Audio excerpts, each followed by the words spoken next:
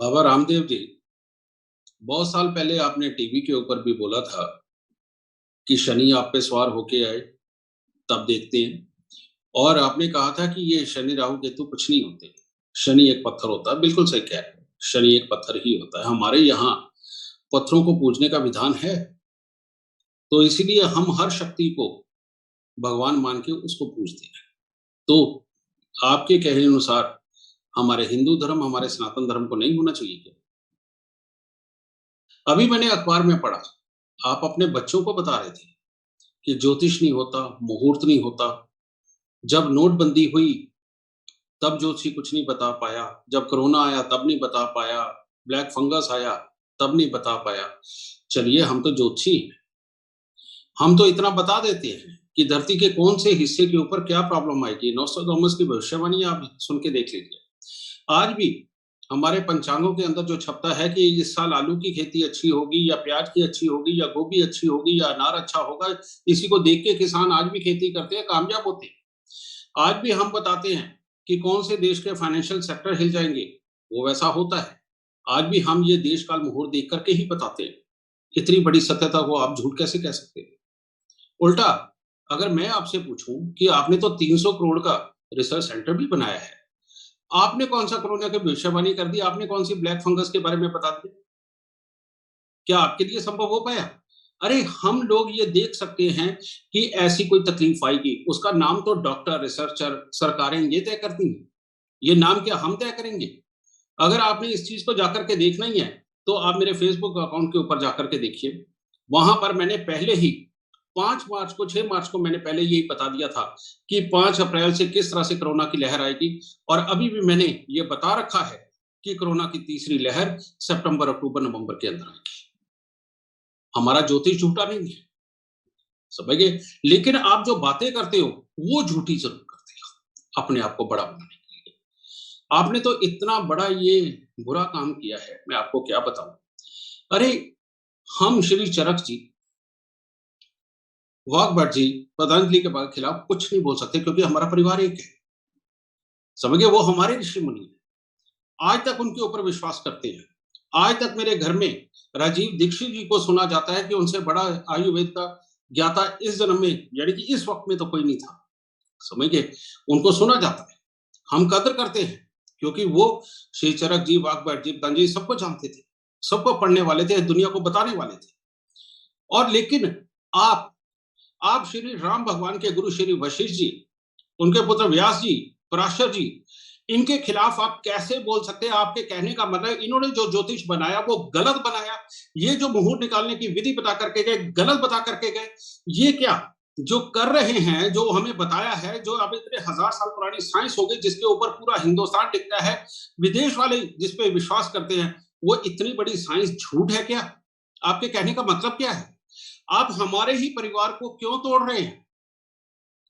ये जितने भी ऋषि मुनि हैं, चाहे वो महामुनि वशिष्ठ जी हो, व्यास जी हो, पराशर जी हो, चरक जी हो, वाघभट जी हो, पतंजलि जी हो, इनको क्यों तोड़ना चाहते हैं? क्या आप अंग्रेजों से कोई ट्रेनिंग लेके आए हैं डिवाइड एंड रूल की? वो हमारा देश तोड़ के चले गए थे, आप हमारा समाज तोड़ दोगे? इसका क्या मतलब हुआ? या फिर आपके किसी एडवाइजर ने आपको ये एडवाइस दे दी है कि बाबा जी हमारी सेल नीचे जा रही है, दोबारा सूर्खियों में आओ, और उसके लिए आप डॉक्टरों को भी गलत बोलेंगे, आप ज्योतिषियों को भी गलत बोलेंगे, कंट्रोवर्सी पैदा करके फिर चर्चा पे आओगे? क्या इससे आपकी सेल बढ़ जाएगी? आपको ऐसा नहीं लग रहा कि पहले आपके ऊपर जब 12,000 करोड़ पे सेल गई थी, आपका शनि अच्छा था? अब ये सेल गिर रही है तो आपका शनि बुरा हो रहा है, इसको और बुरा मत बनाओ।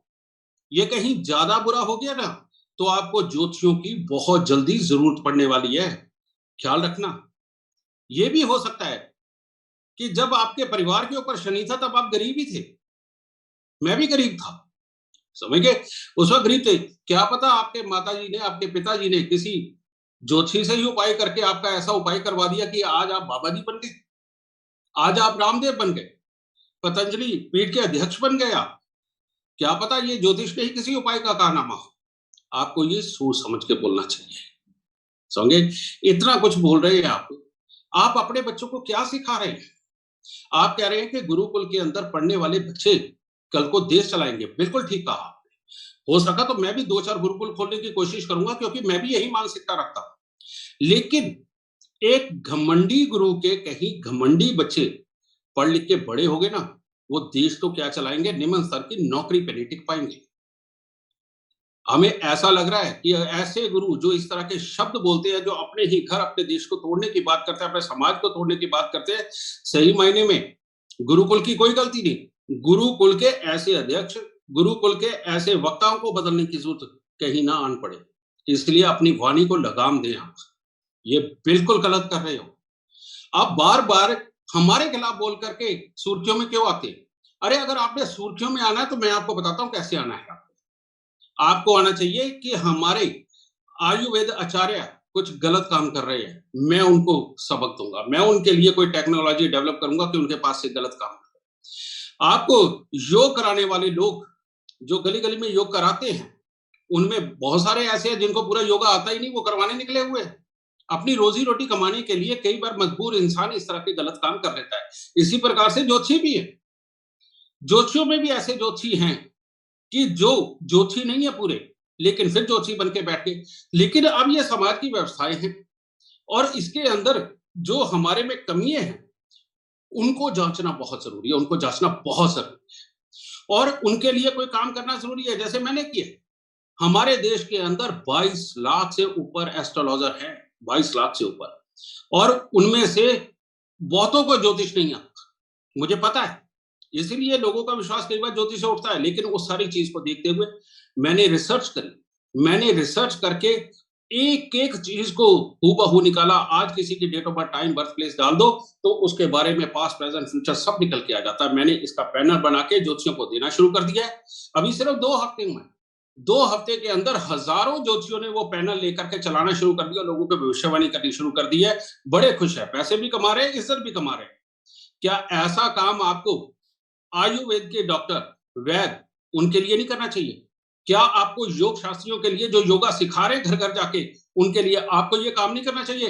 अपने काम तो आप ढंग से कर नहीं रहे और दूसरों के अंदर कमियां निकाल रहे हैं। अगर आप गुरुकुल के अंदर पढ़ने वाले बच्चों को ये सिखा करके निकलेंगे कि ज्योतिष झूठ है, तो आपको पता है आप अपने ही परिवार की खिलाफत कितनी बड़ी करने लगे। मैं आपको बताता हूं कैसे करने लगे।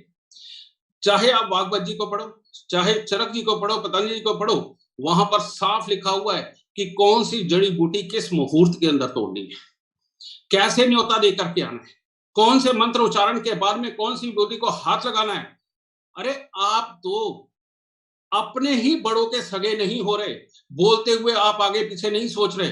अरे इस ज्ञानियों की सभा के अंदर अपने आप को ज्ञानी साबित करके अज्ञानियों वाली ये तुच्छ हरकत करना क्या आपको शोभा देता है? कहीं ऐसा ना हो कि ज्ञानियों के सभा में बैठने के काबिल ना रहो, ये अज्ञानता भरी बातें करके आप। तो आपको ये नसीहत है, पूरे ज्योतिष परिवार की तरफ से नसीहत है कि आपको ये बात समझा दी जाए कि सबसे पहले ज्योतिष विज्ञान पैदा हुआ। ज्योतिष विज्ञान जब पैदा हुआ, उसी में से मुहूर्त निकले। फिर उसने खाने पीने और पेड़ पौधों की तासीर के बारे में जाना, क्योंकि विज्ञान के अंदर बीमारियां निकलती है, ज्योतिष विज्ञान उनको ठीक करने के लिए फिर बाद में इसके ऊपर रिसर्च हुई कि कौन सी जड़ी बूटियां काम करती है। उसके बाद में ये भी रिसर्च हुई कि कौन से योग, कौन से प्राणायाम, कौन सी एक्सरसाइज करके इसको ठीक किया जा सकता है। तो यानी सबसे बड़ा ज्योतिष, ज्योतिष के बाद आयुर्वेद, आयुर्वेद के बाद आपका योग आता है। अगर आपको यह ज्ञान नहीं है तो हमारे हजारों लाखों साल पुराने इस विज्ञान को पूरा उठा करके पढ़ के देखिए, क्योंकि आपकी इन बातों से आपकी अज्ञानता साफ झलक रही है, साफ। और अगर आप पढ़े लिखे नहीं हैं इस सेक्टर के, तो आपको अभी अपनी पहले पढ़ाई पूरी करनी चाहिए, बाद में किसी को कोई नसीहत देनी चाहिए, समझ गए? और आपको अपनी जुबान पे काबू रखना चाहिए। तो मेरा आपको यही संदेश है कि इससे पहले कि आप अज्ञानियों की तरह देखे जाएं और ज्ञानियों की सभा से निष्कासित हो जाए और बुरा वक्त आए तो आपको ज्योतिषियों की जरूरत पड़ने लगे, तब आप भी जाके हाथ और अपनी जन्म कुंडली दिखाने लगे। इससे पहले आपको सुधार लेना चाहिए और आपको धैर्य का, बुद्धिमत्ता का प्रदर्शन करना चाहिए। अगर लोगों ने आपको बाबा की उपाधि दी है तो आपको बाबा बनना चाहिए। हाँ, एक और बात बतानी थी आपको बाबा जी, स्वामी रामदेव जी। कि जब आप सलवार सूट पहन के भागे थे ना, उस वक़्त जाकर के आपने जो धरना प्रदर्शन किया था, 4 दिन तक आप भूखे नहीं रह पाए। योगी तो सालों भूखे रह लेते हैं। 4 दिन के अंदर बीमार होकर के जब आप हॉस्पिटल पहुँचे थे ना, आपको एलोपैथी वाले डॉक्टरों ने ठीक किया था। और अभी जब आपकी ये कोरोना काल में साँस आपकी और आपके चेले की उखड़ी थी, तब एम्स के अंदर भर्ती होकर के एलोपैथी दवाइयों से अपना इलाज करवा के गए। तो मेरी नसीहत यही है कि बेकार में नहीं बोलना चाहिए। जिस चीज़ की ज़रूरत हमें कल ही पड़ने वाली है, उसके खिलाफ नहीं बोलना चाहिए।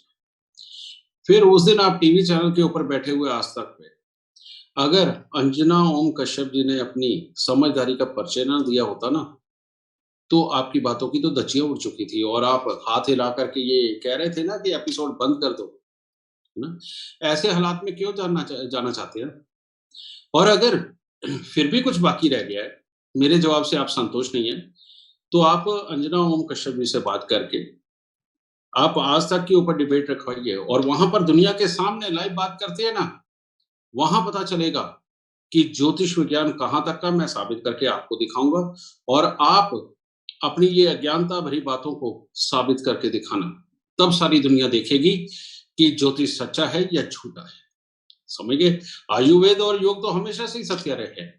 तो लेकिन आप गलत काम जो ये कर रहे हैं, ये आपको कभी नहीं करना चाहिए। जय हिंद, जय भारत, जय माता